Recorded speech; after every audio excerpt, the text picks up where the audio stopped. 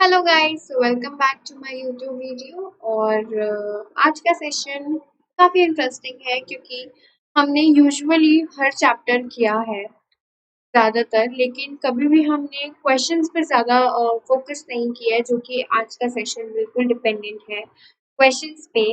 Thumbnail पे आप पढ़ ही चुकी होंगे, मैंने आज क्वेश्चंस लिए हैं। सो गाइस, मैंने क्वेश्चंस इसलिए लिए हैं क्योंकि क्वेश्चंस के बिना आंसर्स नहीं है, आंसर्स के बिना पेपर नहीं है, और पेपर के बिना मार्क्स नहीं है, मार्क्स के बिना आप सब कुछ नहीं हो। मैंने क्वेश्चंस करे हैं ट्राई कि ये सारे क्वेश्चंस आपको होने चाहिए। और इंटरेस्टिंग बात ये है गाइस, क्वेश्चंस मैंने खुद नहीं बनाए, it's of NCERT questions. Guys, हम हमेशा पढ़ते वक्त एनसीईआरटी के क्वेश्चंस को बॉयकॉट कर देते हैं, जो कि हमारा सबसे गलत पार्ट है। एनसीईआरटी के क्वेश्चंस को बॉयकॉट बिल्कुल भी नहीं करना है। क्यों? क्योंकि एनसीईआरटी के questions are very very very important. जो भी आप रेफरेंस बुक यूज कर रहे हो, लाइक टुगेदर विद या एग्जाम आइडिया, कोई भी आप रेफरेंस बुक यूज कर रहे हो गाइस, उसके पीछे भी आपके एनसीईआरटी क्वेश्चन दिए होते हैं। 2 मार्क्स क्वेश्चन, 3 मार्क्स क्वेश्चन और 5 marks question, very short short ऐसे करके क्वेश्चन दिए होते हैं। तो मैंने इन टेक्स्ट भी लिए हैं। और आज का जो हमारा चैप्टर है वो है why do we fall ill. मैंने ये वाला चैप्टर उठाया है सबसे पहले। क्यों? क्योंकि गाइस, हमें अगर हम एनसीईआरटी के क्वेश्चंस नहीं करेंगे, हमारे मार्क्स नहीं आएंगे। कहीं ना कहीं ऐसे क्वेश्चंस आ जाते हैं जो एनसीईआरटी से डिट्टो उठ के आ जाते हैं और हमने किए नहीं होते हैं, इसलिए हमारे मार्क्स वहाँ कट जाते हैं। सो गाइस, मैं आपको सबसे पहले एनसीईआरटी क्वेश्चंस पे ज़्यादा फोकस करवाने के लिए कहूँगी। तो मैं हर एक चैप्टर के आपको एनसीईआरटी क्वेश्चंस करवाऊंगी। तो आज का chapter why do we fall in. Session को स्टार्ट करते हैं with the introduction of this platform and about my said. So crack on 9th and 10th CBSE exams with us with the top educators, quality content, and the great learning experience. Hi, my name is Meghna Ratra, and I'm here because I love to teach and guide my students for the best. I have my best in biology and a good teaching experience. Crack CBSE Class 9th and 10th with India's largest learning platform. Get the Plus subscription and access unlimited live and recorded courses from India's best educators. Guys, क्या क्या फायदे हैं subscription लेने के? I'm going to tell you here. You will get the daily life classes, structured courses, live test and quizzes and unlimited access. Guys, daily life classes में क्या होता है? डेली लाइफ क्लासेस में ये होता है कि आप हमारे एडुकेटर के साथ चैट कर सकते हो, डिस्कशंस में एंगेज हो सकते हो, प्लस अपने डाउट्स पुट ऑन कर सकते हो। आंसर पोल भी हुआ करेंगे जब क्लास चल रही होगी। स्ट्रक्चर्ड कोर्सेज है, सारे कोर्सेज जो है वो स्ट्रक्चर्ड है, इन लाइन में विद योर एग्जाम सिलेबस, जिससे आप वहाँ पे बेस्ट टू बेस्ट प्रिपेयर कर सकते हो। लाइव टेस्ट एंड क्विज़ेस है, जिसमें हम आपकी प्रिपरेशन को इवैल्यूएट करेंगे बाय टेकिंग मंथली और वीकली मॉक टेस्ट, क्विज लिया करेंगे, और जिससे हमें आपको प्रॉपर्ली हमारे को डिटेल एनालिसिस मिल जाए आपके परफॉर्मेंस का, कि आप कितने परफॉर्म हो, कितने बेस्ट आप कर रहे हो अपने पेपर में। अनलिमिटेड एक्सेस होगा, एक बार सब्सक्रिप्शन लेने के बाद आपके पास एक्सेस होगा हमारी सारी लाइव वीडियोस देखने का, प्लस हमारी लाइव वीडियोस को रिकॉर्ड भी करने का। तो हियर आर सम एडुकेटर्स जो बहुत अच्छे बैकग्राउंड से आते हैं, प्लस इनका टीचिंग एक्सपीरियंस बहुत अच्छा हो जाए गाइस। और हम आपको बेस्ट से बेस्ट एडुकेटर प्रोवाइड करवाते हैं प्लस प्लेटफॉर्म पे। सारे टाइप के सिलेबस है, like the mathematics, social science, Hindi, science and English. तो गाइस, सब्सक्रिप्शन लेने के लिए करना क्या है guys? You have to download the Unacademy learning app, ठीक है, फ्रॉम द ऐप स्टोर और द प्ले स्टोर, जो भी आप रिस्पेक्टिवली फोन यूज कर रहे हो, लाइक द iOS और द एंड्रॉइड। गाइस, यहाँ पे आपको उसके बाद सब्सक्रिप्शन प्लान नजर आएगा, ठीक है, क्लास 9, 10, 11, 12 एंड क्लास 10, 11, 12। तो गाइस, क्या है इस सब्सक्रिप्शन प्लान में, मैं आपको बता देती हूँ। गाइस, 1 मंथ का अगर आप सब्सक्रिप्शन प्लान लेते हो तो गाइस आपको ऑल ओवर 2250 रुपीज भरने पड़ते हैं ऑल ओवर द मंथ। ये मंथ प्लान स्ट्रैटेजी होती है। और अगर आप 6 मंथ्स का लेते हो तो गाइस आपको यहाँ 33% ऑफ मिलता है और आपको 9000 रुपीज पे करने पड़ते हैं, ठीक है गाइस। तो जैसे जैसे हम मंथ इंक्रीज करते हैं वैसे वैसे वहाँ आपको ऑफ मिलते रहते हैं। As you can see 48 months में गाइस आपको 67% ऑफ मिलता है और आपको ऑल ओवर 36,000 रुपीज यहाँ पे आपको भरने पड़ते हैं। Best plan is the 12 months plan, 1 year का प्लान, जिसमें आपको 50% ऑफ मिलता है और आपको सिर्फ 13,500 13,500 रुपये भरने पड़ते हैं, which is very cheap guys. बहुत ही अच्छा होता है यहाँ का सब्सक्रिप्शन प्लान लेना। और गाइस बहुत ज़्यादा फ़ायदे हैं, मैंने आपको बता दिए। Daily live classes, structured courses होते हैं, अनलिमिटेड एक्सेस होता है, लाइव टेस्ट, मॉक टेस्ट, ये सारे सब कुछ होता है गाइस, जो आपको हम बेस्ट से बेस्ट वहाँ पे प्रिपेयर कर सकें।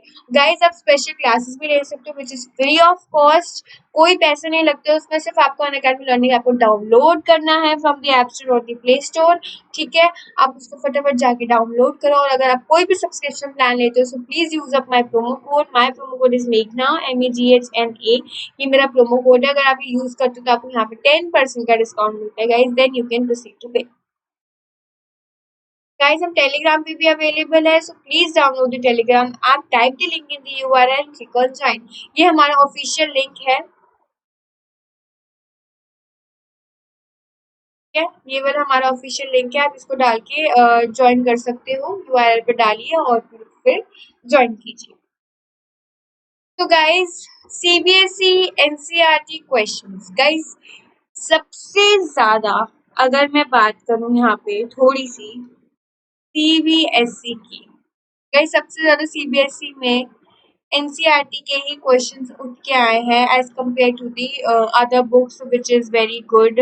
बहुत सारी बुक है, सारे गाइस जितनी भी बुक्स होती है सारी अच्छी होती है, मैं ये नहीं कहती कोई गंदी बुक है, कोई गलत बुक है, बट अगर हम बात करें सीबीएसई में तो गाइस एनसीईआरटी बहुत इंपॉर्टेंट होती है। अगर आप, मैं 12th की बात करूँ, आप 12th में जब आओगे, अगर आप बायोलॉजी पढ़ रहे होगे, सीरियसली गाइस एक सिंगल बुक की जरूरत नहीं होती अगर आपने एनसीईआरटी कर रखी होती है, एक सिंगल बुक की भी नहीं। अगर आपने प्रॉपरली चैप्टर को पढ़े होते हैं, आपका एक भी ऐसा क्वेश्चन नहीं होता जो बोर्ड में आपका गलत हो या निकले ना।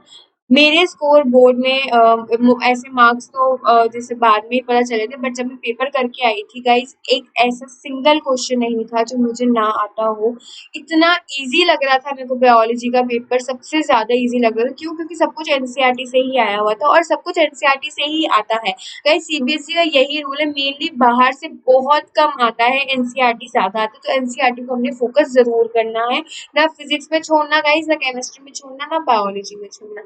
सो आज मैंने चैप्टर उठाया why do we fall ill, so इसके हम सारे एनसीईआरटी के क्वेश्चंस एक एक करके डिस्कस करेंगे। So here is the first question, guys.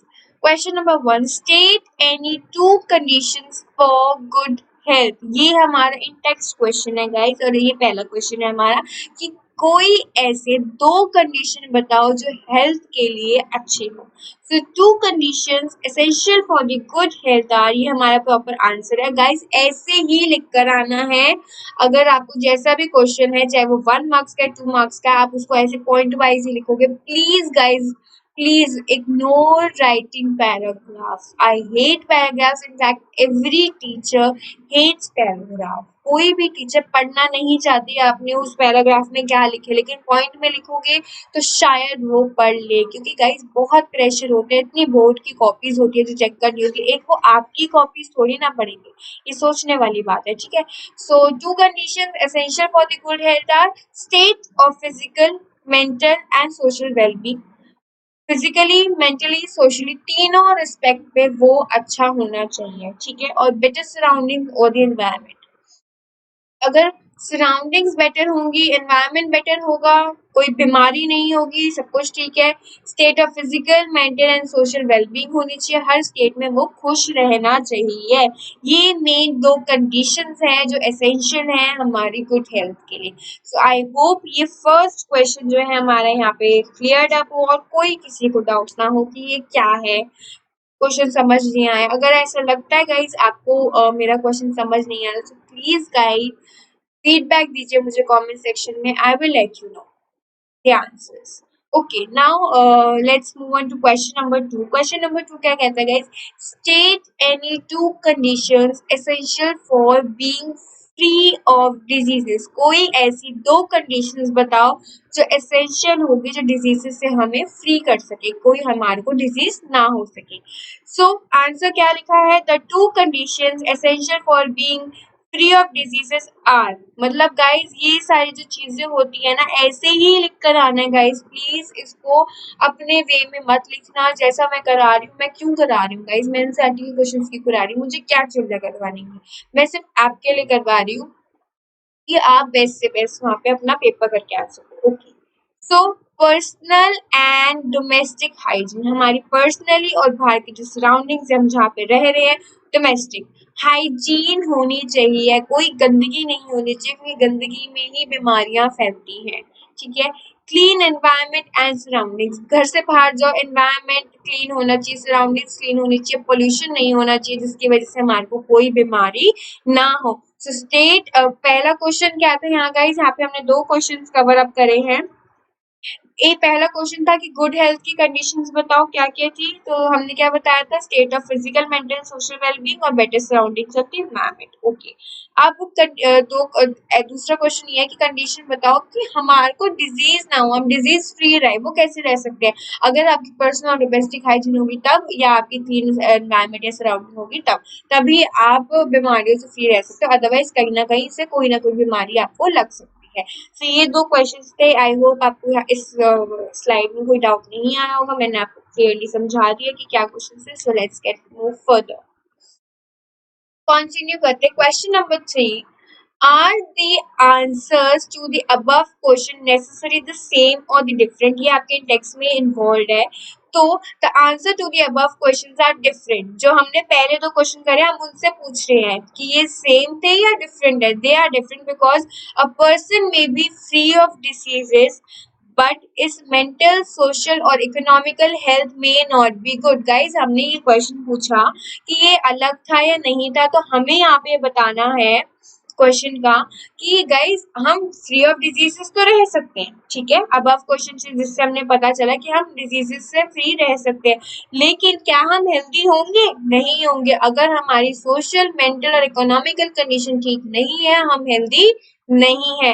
मैंने आपको चैप्टर पढ़ते वक्त भी बताया था हेल्दी का मीनिंग क्या होता है, हेल्दी का मीनिंग सिर्फ ये नहीं होता है कि वो डिजीज फ्री हो, डिजीज फ्री है ठीक है, तो फिजिकली स्ट्रांग हो, फिजिकली फिट हो, I agree, but disease free हो, फिजिकली फिट हो, लेकिन अगर आप सोशली मेंटली और इकोनॉमिकली फिट नहीं हो तो आप हेल्दी नहीं हो। अगर आप सोशली मेंटली इकोनॉमिकली फिट नहीं हो तो आप हेल्दी नहीं हो, you are not healthy person. So I hope आपको ये क्लियर होगा, इसमें कोई बताने वाली चीज नहीं थी, फिर भी मैंने थोड़ी सी यहाँ पे थोड़ा सा ब्रीफ करके बता दिया कि क्या चीज है। सो आगे बढ़ते हैं। एनसीईआरटी की टेक्स्ट बुक्स के 3 पार्ट्स थे वहाँ पे, I think short very short करके थे, तो गाइज मैंने टेक्स्ट बुक ही लिखा है, मैंने यहाँ पे ज्यादा वो नहीं लिखा है कि कौन से थे। सो क्वेश्चन 1 क्वेश्चन 2 ऐसे ऐसे करके कर लेंगे, सो प्लीज इस पे फोकस मत करना, सिर्फ क्वेश्चन देखना है, आंसर देखना कि कैसे लिखे हैं।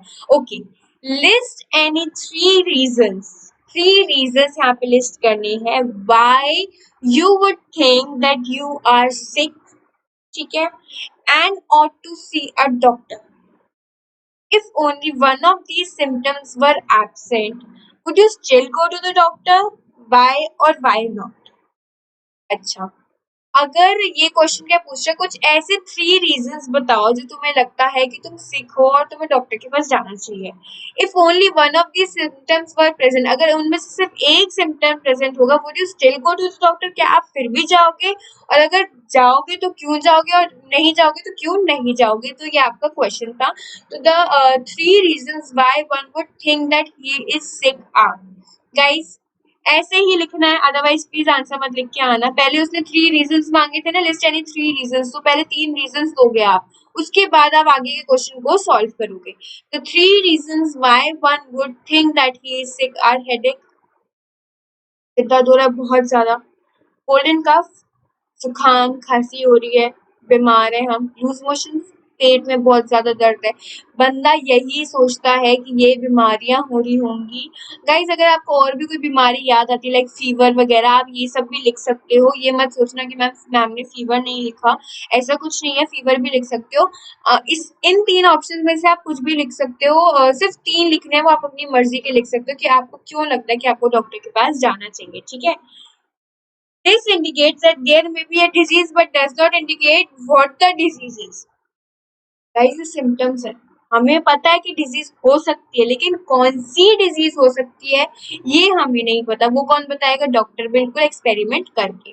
So one would still visit the doctor for the treatment and to know the cause of the above symptoms. Obviously बात है गाइस, जाएगा ही वो डॉक्टर पे ये पूछने के लिए कि कहीं मुझे कोई और बीमारी तो नहीं है, प्लीज मुझे चेक करो कि ये मेरे को सिम्टम्स आ रही हैं। Even in case of single symptoms, अगर एक भी सिम्टम है, one needs to go to the doctor to get the proper treatment. कभी भी ये नहीं सोचना चाहिए यार एक ही तो सिम्टम है, हम नहीं जाते डॉक्टर पे। Guys, your health is your priority. आपकी जो हेल्थ है वही प्रायोरिटी लिस्ट में सबसे पहले होनी चाहिए। हमें हमेशा ये सोचना चाहिए कि हम हेल्दी हैं या नहीं है, और अगर हम हेल्दी नहीं है तो क्यों नहीं है यार, हमें हेल्दी रहना है। ठीक है। So even in case of single symptom, अगर हमारे को सिर्फ एक नॉर्मल सिम्टम भी है, हमें जाना चाहिए है डॉक्टर के पास to get the proper treatment, जिससे हम एक प्रॉपर ट्रीटमेंट ले सके। या वो सिर दर्द भी हो रहा है तो डॉक्टर चेक करके हमारे को दवाई दे सके, जिससे हम वापस से हेल्दी हो जाएं। सो आई होप कोई डाउट नहीं होगा आपको इस क्वेश्चन में। सो आगे बढ़ते हैं। Question number 2. In which of the following case do you think the long-term effects on your health are likely to be most unpleasant? Okay. क्या तीन चीजें यहाँ पे दी हुई है? If you get the jaundice, if you get the lice, if you get the acne, अगर इन तीनों में से आपको कोई लग रहा है कि लॉन्ग टर्म इफेक्ट है कि आप हेल्दी हो भी सकते हैं नहीं भी, तो उसका रीजन देना लास्ट में Y. So here is the answer, guys. In the above cases, lice and acne are acute problems. Guys, you know the meaning of lice? Sir में जो जुएं पड़ जाती है उन्हें lice कहते हैं, और acne means the pimples you get on your face. ठीक है? So pimples आ जाते हैं. Guys, pimples एक बार आगे क्या वो जाएंगे नहीं? ऐसा होता है। जुएं एक बार आ गई तो क्या वो जाएंगी नहीं? ऐसा होता है। So these are the acute diseases और problems of are related to our health. But jaundice हुआ तो यहाँ से मोस्ट प्रोमिनेंट मुझे जॉन्डिस लग रहा है। So lice and acne are acute problems of our health which can be cured in short duration. ये जो है हमारा शॉर्ट ड्यूरेशन तक यहाँ पे रहेगा। But jaundice is the disease that can have the most unpleasant effect. Guys, बहुत ज्यादा इसका अनप्लेजेंट इफेक्ट हमारी बॉडी पे हो सकता है on our health, as it affects the most important organ of our body. Jaundice guys किसको effect करता है? मैंने आपको उसमें भी बताया था, जब मैंने टेबल बनवाया था मैंने लिवर बताया था। तो ये लिवर को अफेक्ट कर देता है। This disease is a chronic one. ये क्रॉनिक बन सकती है गाइस। अगर चलो जॉन्डिस आपका बाद में चला भी गया, लेकिन वो लिवर को अफेक्ट करके लिवर आपका खराब रह गया फॉर लाइफ टाइम, फिर ये हो गया ना क्रॉनिक डिजीज। बहुत ज्यादा अनप्लेजेंट इफेक्ट जो है वो यहाँ पे लिवर जो हमारा ऑर्गन है उसको दे देता है। और लिवर जो मैंने आपको तब भी बताया था, वेट में बहुत ज्यादा होता है लिवर, और सबसे इम्पोर्टेंट पार्ट होता है आई थिंक हमारी बॉडी का लिवर ही होता है। सारे यूरिन की फिल्ट्रेशन वगैरह में हेल्प करता है। सो लिवर इज वेरी इंपॉर्टेंट। सो ये क्वेश्चन था गाइस कि इनमें से बताओ कि कौन सा मोस्ट अनप्लेजेंट है और क्यों है। तो हमने बता दिया कि लिवर को इफेक्ट करता है। तो लिवर को अगर खराब वराब हो जाएगी तो ऑब्वियसली बात है क्रॉनिक चीज बन जाएगी। क्रॉनिक चीज कभी भी अच्छी नहीं होती, उसके अलग ही साइड इफेक्ट्स होते हैं। सो एक्ने का प्रॉब्लम है, फेस वॉश अच्छा यूज कर लो या क्रीम लगा लो, लोशन लगा लो। लाइस का प्रॉब्लम है, एक हेड लोशन आता है लाइस को हटाने के लिए। तो ये सारी चीजें होती हैं। जॉन्डिस का कोई ऐसा नहीं होता, जॉन्डिस हट सकता है, लेकिन लिवर की प्रॉब्लम अगर हो गई तो उसके साइड इफेक्ट ज्यादा आ सकते हैं। सो ये था आपका क्वेश्चन नंबर 2। आई होप आपको ये क्वेश्चन नंबर 2 जो था यहाँ पे ऑल ओवर क्लियर अप होगा। सो let's get move further. Text book. Okay, question number 1। Why are we normally advised to take bland and nourishing food when we are sick? हमें क्यों कहा जाता है यार कि बहुत हेल्दी खाना खाना चाहिए? खिचड़ी खा लो या कहते हैं मोच खा लो। ये सारी चीजें क्यों कहते हैं यार? हम क्यों खाएं? हमारी मर्जी, हम पिज्जा खाएंगे बुखार में भी, ऐसा आपने सुना है क्या? नहीं ना। So we are advise to take the bland and the nourishing food when we are sick because our body needs energy. हमारी बॉडी को एनर्जी चाहिए, क्यों चाहिए? To release the cells to overcome the infection. Guys हमारी जो immunity होती है, जो मैं अगर मैं बात करूं हमारे इम्यून सिस्टम की, मैं यहाँ पे किसकी बात कर रही हूँ?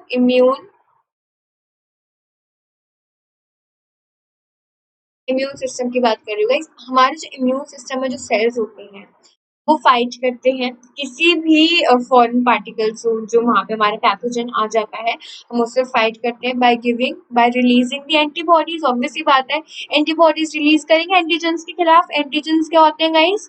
मैं थोड़ा सा ब्रीफ कर रही हूँ यहाँ पे।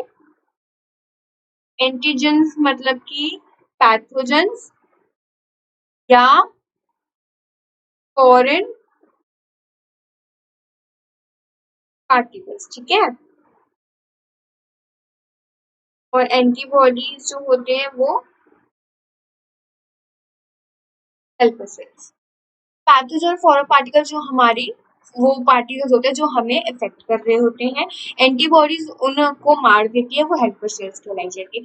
तो अगर कोई एंटीजन आ रहा है तो हमारी बॉडी को एनर्जी चाहिए जिससे वो एंटीबॉडीज रिलीज करे उस खतरनाक पैथोजन के खिलाफ, है ना। तो our body needs the energy to release cells to overcome the infection, the wear and tear of body organ, ठीक है। The nourishing food provides the nutrients provide करवाएगा हमारी body को, that will further provide energy and make the new cells, when new cells originate होंगे। No spices in the food makes its digestion process faster।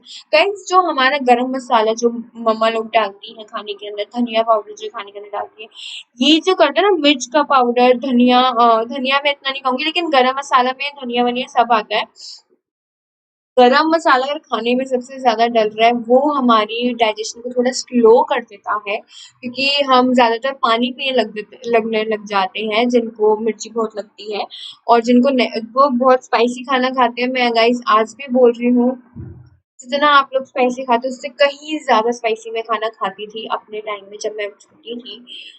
I mean like in 9th और 10th में थी मैं बहुत ज़्यादा spicy खाना खाती थी। मेरे को हर बार खाने के साथ कम से कम 3 या 4 हरी मिर्च चाहिए होती थी।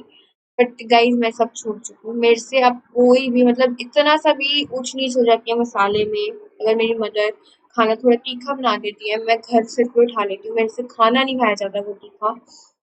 तो क्योंकि गाइस बीच में मेरी हालत ऐसी हो गई थी, मेरी इम्यूनिटी इतनी खराब हो चुकी थी कि कोई भी ज़रा सी भी बीमारी आती थी और वो मुझे लगती थी और मैं बेड पे पड़ी रहती थी, बीमार रहती थी। तो गाइस ये ना बात आ जाती है, मिर्ची का खाना नहीं खाना चाहिए। लगता है कि हाँ, हम मिर्ची वाला खाना खाते हैं, बहुत स्वैग है, इसमें कोई स्वैग नहीं होता गाइस। नहीं होता, सीरियसली ट्रस्ट मी, मिर्ची वाला खाना नहीं खाना चाहिए हमें। प्लीज अगर आप खाते हो तो स्पाइसेस छोड़ दो, इससे हमारी डाइजेशन बहुत स्लो हो जाती है और फिर हमारी इम्यूनिटी पे बहुत ज्यादा इफेक्ट पड़ता है। तो अगर आप स्पाइसेस वाला खाना नहीं खाओगे, आपकी डाइजेशन स्ट्रांग रहेगी, आपकी इम्यूनिटी की बहुत अच्छी रहेगी, और आपके जो इम्यून वाले सेल्स जो होते हैं, जो एंटीबॉडीज रिलीज करते हैं, वो बहुत अच्छी तरीके से काम करेंगे वहाँ पे। तो no spices in the food makes digestion process very faster, does not release acids in the body. Guys मैं एसिडिटी से मरती रहती थी रात रात भर, मेरे को बहुत एसिडिटी होती थी, हद से ज्यादा एसिडिटी, मुझे कच्चा दूध पीना पड़ता था, ठीक है। तो does not release acids in the body, अगर मेरा खाना नॉर्मली बनेगा तो मेरे को एसिड रिलीज नहीं होगा, that can interfere in the treatment and the cure. तो मेरा कभी भी अच्छे से ट्रीटमेंट नहीं हुआ पाता। गाइस सीरियसली मैंने फीवर में पिज्जा बर्गर सब कुछ खाया है, मैंने कभी भी अपने आप को सीरियसली नहीं लिया। बट हाँ, जब आप बड़े होने लगते हो ना, और फिर धीरे-धीरे आप सीरियसली लेने लग जाते हो, इसलिए मैं भगवत भोगी, मैं नहीं चाहती कि मेरे स्टूडेंट्स जो मुझसे इतना प्यार करते हैं, उनको कोई भी इफ़ेक्ट हो। तो इसलिए गाइस स्पाइसी खाना बिल्कुल नहीं खाना है, छोड़ देना है, ठीक है? सो ये था हमारा क्वेश्चन कि हमें क्यों हमेशा नरिश्ड फूड खाना चाहिए, just because to cure our immune system, digestion process. ये सारी चीज़ें जो होती हैं बहुत इंपॉर्टेंट होती हैं और हमें इसको दिमाग में रखनी होती है कि कभी भी हमने ये गलत चीज़ नहीं करनी है। So let's get further. So question number 2, what are the different means by which infectious diseases are spread? Guys, ये इसमें और भी बहुत सारे पॉइंट्स हैं लेकिन मैंने सिर्फ 3 पॉइंट्स यहाँ पे इंक्लूड करे हैं, जस्ट बिकॉज मैं आपको करवाई चुकी हूँ और मुझे सिर्फ यहाँ पे लिखना नहीं था बार बार वही सेम सेम चीजें, लेकिन आपको जिस वे में लिखना है मैं आपको सिर्फ वे बताने के लिए आई। क्वेश्चन आपको शायद मेरे से ज्यादा अच्छी तरीके से आते हैं क्योंकि मैं बहुत बार करवा चुकी हूँ। So what are the difference means by which infectious diseases, कैसे इन्फेक्शियस डिजीजेस स्प्रेड हो सकते हैं, हम उसके बारे में यहाँ पे बात करेंगे। The different means by which the infectious diseases spread are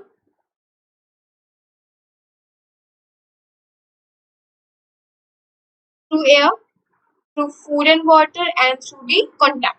so air में क्या आएगा, they are called the airborne diseases, ठीक है गाइस, इसमें मैंने वेक्टर डिजीज नहीं लिया है मेनली, ठीक है।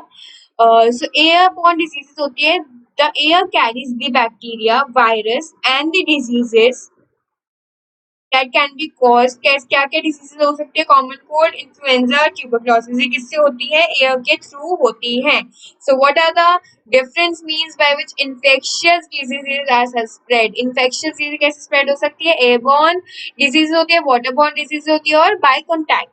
सो फूड एंड वाटर से क्या कैसे हो सकता है, व्हेन वन ईट्स और ड्रिंक्स कंटामिनेटेड फूड और वाटर, अगर हम खराब या बासी खाना खाते हैं उससे हमें बीमारी हो सकती है, जो उसमें बहुत सारे बैक्टीरिया वायरस हो सकते हैं, वर्म्स हो सकते हैं etcetera. It can cause diseases like cholera, typhoid, hepatitis.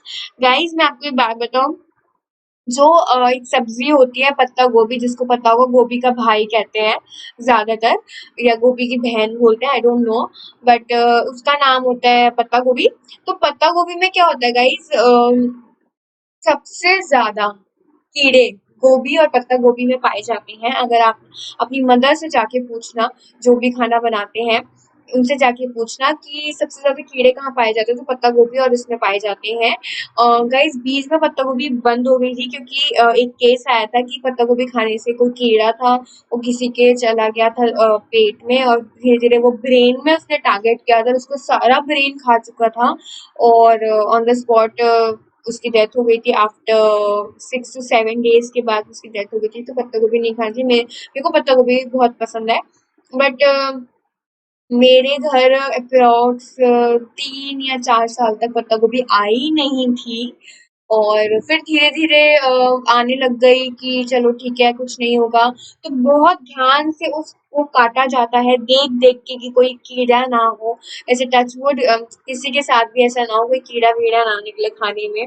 ऐसे निकल भी जाता है तो प्लीज़ इस चीज़ का याद रखना, कोई भी खराब या बासी खाना मत लेना। मंडी से अगर आप लेते हो फ्रेश फ्रूट्स लो, फ्रेश वेजिटेबल्स लो जो आपकी हेल्थ के लिए अच्छे। Okay, so it can cause diseases like cholera, typhoid, hepatitis. Okay, through the contact, अगर contact कर रहे हैं तो कैसी कैसी diseases हो सकती है, many diseases spread by the contact of infected person with the healthy person. Example की fungal infections हो सकते हैं, skin infections हो सकते हैं, scabies हो सकते हैं, etc etc etc. सो बहुत सारे टाइप की डिजीज होते हैं, मैंने बस थोड़े बहुत डिफरेंट मीन्स बताए हैं, ऐसे यहाँ पे पर्टिकुलरली पूछे नहीं थे इसलिए मैंने सिर्फ 3 ही बताए हैं यहाँ पे। So what are the different means by which infection diseases are spread, वो मैं आपको यहाँ पे इसके 3 वेज जो है बता चुकी हूँ। सो आई होप गाइज आपको ये टॉपिक यहाँ पे क्लियर अप होगा। So question number 3 is here. What precautions can you take in your school to reduce the incidence of the infectious diseases? Guys, ये value based type का question है जो मैं ये नहीं कहूंगी कि पूछा नहीं जाता है, value based question है।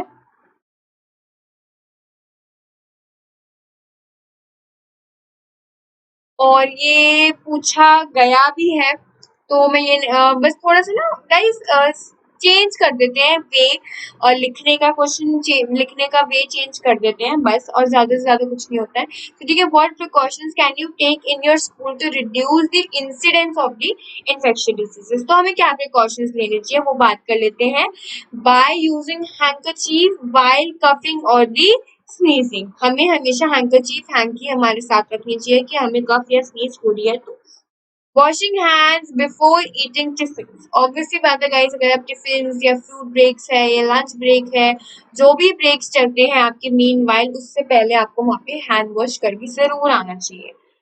Staying at home if anyone suffers from infectious diseases, अगर आपके घर में किसी को खांसी जुकाम है या कोई भी ऐसी infectious disease है तो आपको भी घर रहना चाहिए। क्यों?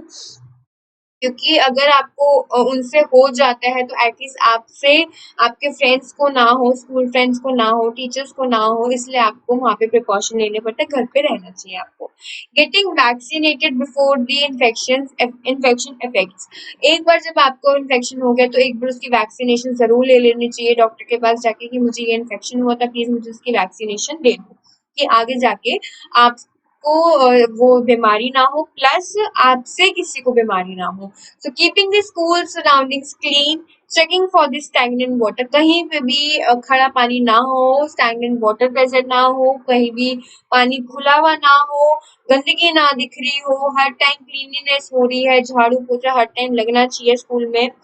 सो ये प्रिकॉशंस जो है हमें लेने चाहिए अगर हमें स्कूल से हमें थोड़ा इन्फेक्शन डिजीजेस को दूर रखना है, तो हमें ये सारे प्रिकॉशंस लेने चाहिए। They are the 5 precautions which I have written here, which is all very important। कोई स्किप नहीं करना है। मैं क्वेश्चन से वैल्यू बेस्ड क्वेश्चन गाइस आप इसको खुद भी बना के लिख सकते हो, ठीक है। अगर मेरे पॉइंट्स थोड़े अजीब लग रहे हैं आपको तो आप अपने पॉइंट्स बना के लिख सकते हो, कोई प्रॉब्लम नहीं होती। वैल्यू बेस्ड क्वेश्चन में ये होता है कि आप क्या सोच रहे हो, है ना। सो यही लिखे ना, what precaution you take in your school. सो आप क्या लेते थे प्रिकॉशंस, आप वो लिख सकते हो। सो मैंने अपनी वे से बताया, अपने वे से भी इसको बता सकते हो, नॉट एन इशू गाइस।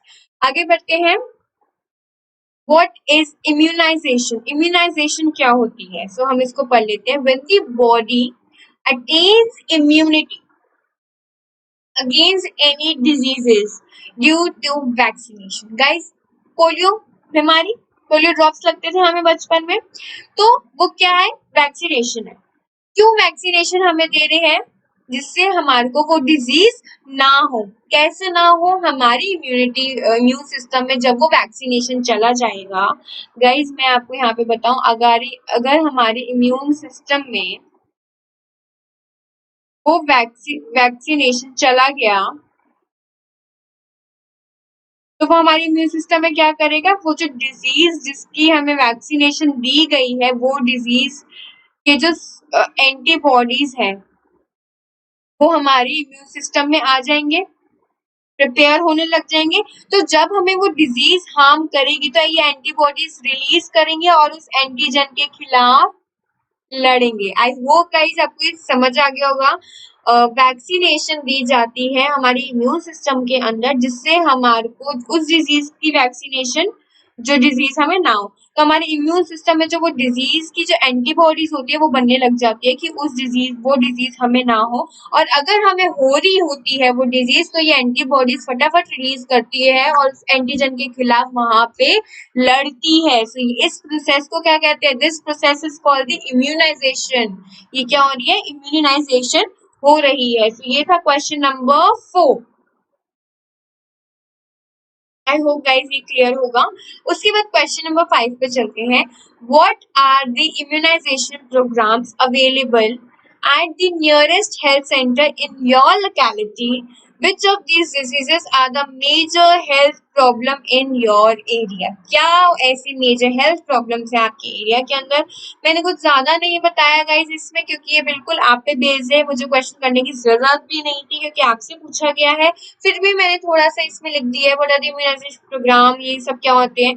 तो immunization programmes available at the nearest health care centres आदि चाइल्ड इम्यूनाइजेशन प्रोग्राम्स होते हैं, पोलियो एडिकेशन होते हैं, H1N1 स्क्रीनिंग प्रोग्राम्स होते हैं, यही सब होते हैं। Which of the disease are the major health problems in your area? ये तो गाइस आप ही बता सकते हो, आपके हेल्थ एरिया, आपके एरिया के आसपास कौन सी सबसे ज्यादा हेल्थ रिलेटेड इश्यू हो रहा है, ये सब आपको चेकआउट करना पड़ता है। वैसे ये क्वेश्चन नहीं आता है पेपर में, ये वाला क्वेश्चन बिल्कुल भी नहीं आता। और अगर आप इसको क्वेश्चन को बॉयकॉट करना चाहते हो, यू कैन गाइज। कोई ऐसा क्वेश्चन नहीं आने वाला है जो आपकी लोकेलिटी से बेस पूछा जाएगा। आप कुछ सोच रहे होगे कि वैल्यू बेस में अगर आ गया तो गाइज आ भी गया तो आप आराम से लिख पाओगे वो क्वेश्चन, ऐसी कोई नहीं है कि आप नहीं लिख पाओगे। और गाइज एक और ट्रिक याद रखना, अगर आप कोई भी क्वेश्चन कर रहे हो, कोई भी क्वेश्चन, मैटर नहीं करता कि वो कौन सा क्वेश्चन है, आपने क्वेश्चन देखा और आपको उसका आंसर नहीं पता, डोंट लीव दैट स्पेस। कोई भी क्वेश्चन नहीं छोड़ के आना है, चाहे वो कैसा भी क्वेश्चन क्यों ना हो, चाहे आपको उसका ए भी क्यों ना आता हो, आपको वो क्वेश्चन नहीं लिखना। कुछ ना कुछ उससे रिलेटेड या हेल्थ के बारे में पूछे तो कुछ भी अपना बना के लिख दो, लेकिन क्वेश्चन कभी भी छोड़ के नहीं आना गाइस। 0 मार्क्स से अच्छा है एक बार आप रिस्क ले लो, क्या पता आधा 1 मार्क्स मिल जाए। नहीं भी मिलते तो 0 तो वैसे ही आने थे ना, क्योंकि आपको क्वेश्चन तो पता ही नहीं था। लेकिन गाइस अगर हाफ या 1 मार्क्स मिल जाते तो क्या माड़ा है, क्या जा रहा है आपका। अगर हाफ या 1 मार्क्स मिल जाएगा तो कभी भी किसी भी क्वेश्चन को, ये मेरा ट्रिक पार्ट है, कभी भी किसी भी क्वेश्चन को छोड़ के नहीं आना है। हमेशा शीट्स पे लिखना ही होता है, भरना ही होता है और भर के आया करो, ठीक है। So again the text book questions are here. तो जो मेरे साथ पढ़ रहे होंगे उन्होंने एनसीईआरटी खोली भी होगी, तो एनसीईआरटी के ही क्वेश्चन है वो साइड बाय साइड अपने आंसर्स लिख रहे होंगे। सो अगर नहीं भी लिख रहे हो तो गाइस प्लीज लिखना चालू कर दो। Okay, so how many times did you fall ill in the last 1 year? What was the illness? Think of one of the change you could make in your habits in order to avoid any of the most of the above illness. Think of one change you would wish for in your surroundings in order to avoid any of the most of the above illness. So the illness were 2 to 3 times common cold occur in a year. Obviously बात है guys, common cold जो है सबसे ज्यादा होता है, इसलिए मैंने common cold को यहाँ पे लिया है। सबसे ज्यादा जो है हमारे को कॉमन कोल्ड ही होता है, ठीक है। कफनेस हो गई, कॉमन कोल्ड से फीवर होता है, ठीक है। So one change I would make in my habit in order to avoid the above illness is that I would take proper diet rich in vitamin C and would avoid to cold food. कभी भी ठंडा वंडा पानी properly नहीं पीना चाहिए। खेल के आ रहे हो, गर्मी है बहुत ज्यादा, मम्मा ठंडा पानी दे दो और पी लिया फटाफट, गाइस उसी टाइम बीमार हो जाओगे। हमेशा जब भी कोई जो जिम विम करते होंगे या जो एक्सरसाइज करते होंगे या जो खेल के आ रहे होते हैं, कभी भी आते साथ पानी नहीं पीना चाहिए, चाहे वो ठंडा हो चाहे वो गर्म हो, नहीं पीना चाहिए गाइस। आपको बैठना चाहिए कम से कम 15-20 मिनट्स के बाद आपको पानी पीना चाहिए, और वो भी आरओ का पानी पीना चाहिए, नॉर्मल जो कहते हैं या घड़े का पानी पीना चाहिए। कभी भी फ्रिज का पानी नहीं पीना चाहिए। हाँ, थोड़ा सा ठंडा पानी मिला लो कि बिल्कुल प्यास ही नहीं बुझती गर्म से, तो थोड़ा सा ठंडा मिला लो, लेकिन कोल्ड चीजों को अवॉइड करना चाहिए। विटामिन सी अगर आप लोगे तो आपको कॉमन कोल्ड की कोई बीमारी नहीं आएगी। Vitamin C is very good for our health. So the surrounding should be neat and clean. हमारा सेकंड क्वेश्चन था कि आप सराउंडिंग से रिलेटेड क्या करना चाहते हैं, तो surrounding should be neat and B clean, ठीक है। नीट और क्लीन होनी चाहिए सराउंडिंग, तो वो भी अच्छी बात रहेगी हमारे लिए। तो ये था हमारा question 1 of that text book, जो आई थिंक लास्ट पार्ट यहाँ पे हमारा इंक्लूडेड होगा। आपको एनसीईआरटी में दिख ही रहा होगा, अगर आपने खोली भी नहीं है तो प्लीज आके खोलो एनसीईआरटी को, ठीक है। सो कंटिन्यू करते हैं। A doctor, nurse, health provider, ठीक है, is exposed to more sick people than the others in the community. Find out how she or he avoids getting sick herself or himself. Guys, यही हो रहा है corona में। Covid में क्या हो रहा है, कोविड-19 में क्या हो रहा है, डॉक्टर्स वगैरह हैं, वो सिक पर्सन के साथ ही रहते हैं, ऑब्वियस सी बात है। तो वो कैसे अवॉइड करते हैं कि उन्हें बीमारी ना हो, है ना। अ डॉक्टर, नर्स और health worker when exposed to sick person they keep their nose and mouth covered, mask लगा के रखते हैं जिससे बीमारी नहीं फैले। टेक केयर ऑफ हाइजीन, वो प्रॉपरली हाइजीन का केयर करते हैं, अपने हाथ वाथ हमेशा धो के रखते हैं।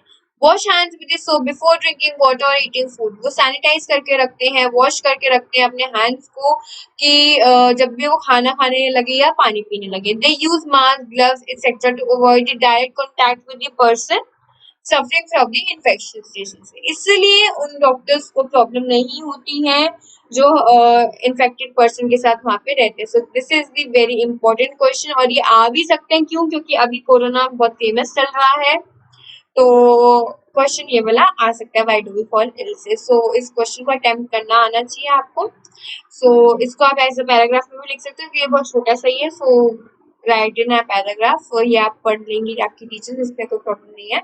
सो आई होप आपको ये वाला क्वेश्चन यहाँ पे क्लियर होगा कि मैं क्या बता रही थी, कि डॉक्टर नर्स को ये जब प्रॉब्लम्स होती है तो वो मेनली सैनिटाइजेशन करके रखते हैं, हाथ को वॉश करके रखते हैं, हाइजीन का प्रॉपर मेंटेनेंस रखते हैं, वो अपने नोज और माउथ को कवर करके रखते हैं, और थोड़ी सी दूरी, सोशल डिस्टेंसिंग भी आप यहाँ पे लिख सकते हैं, थोड़ी सी दूरी बना के रखते हैं, वो बिल्कुल चिपकते हुए नहीं है सिक पर्सन के साथ। So this is the precautions they take to keep them healthy. Okay. So question number 3, a baby is not able to tell his or her caretakers that he or she is sick. What would you help us to find out that the baby is sick? What is the sickness? क्या baby खुद बोलता है अरे बाबा मैं बीमार हूँ? बोलता है? नहीं बोलता ना, तो हमें कैसे पता चलता है बेबी सिक है? The symptoms like the body temperature, fever, cough, cold, loose motion, non-stop crying, improper or no food intake, etc. would help us to find out the baby is sick. Guys, वो खाना नहीं खाता अपना properly. खाना खाने में बहुत problem करता है बेबी. नॉन स्टॉप रोता रहता है। रोने की तीन वजहें होती है, या तो उसका जो डायपर है वो गंदा हो रखा है, उसको इचनेस हो रही है, या उसको प्रॉपर फूड नहीं मिल पा रहा है, उसको भूख लग रही है, या उसे पानी पीना है तो वो रोता है।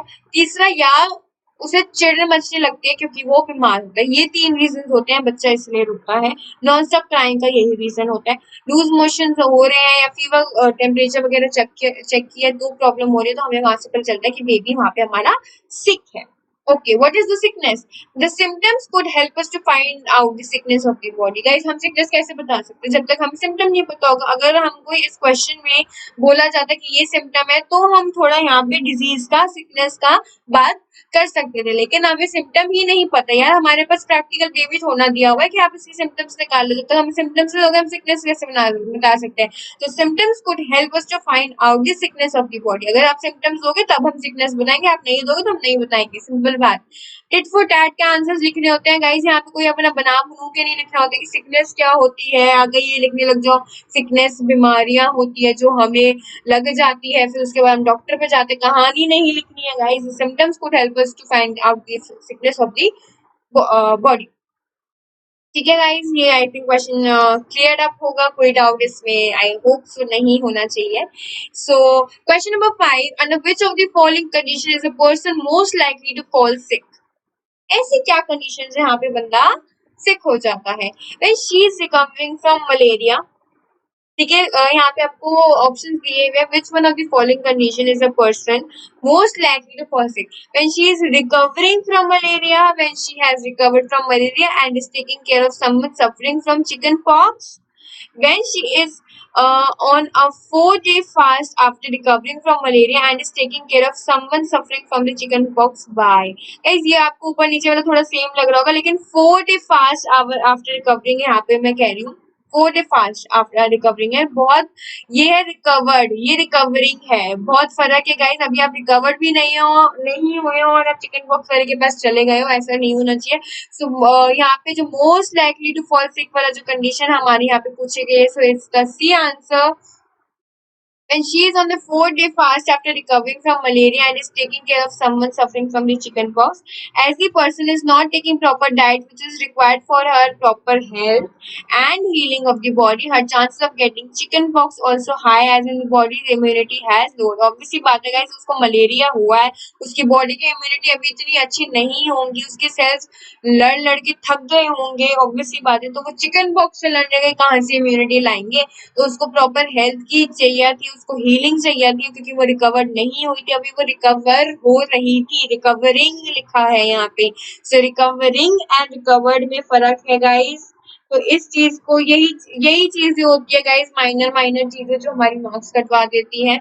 आपने सी ऑप्शन पढ़ा भी नहीं होगा, बी लिखते ही आपने सोच लिया होगा यार यही होगा, अभी तो मलेरिया से रिकवर हुई और अब चिकन पॉक्स वाले के पास पहुंच गए, तो बी ऑप्शन ही होगा गाइस। अच्छे से क्वेश्चन को पहले पढ़ना है फिर आंसर देना है। सो ये आंसर था इसका, C option. So I hope आपको ये क्लियर अप होगा। तो गाइज, यही क्वेश्चंस इन्वॉल्व थे हमारे चैप्टर में why do we fall ill में।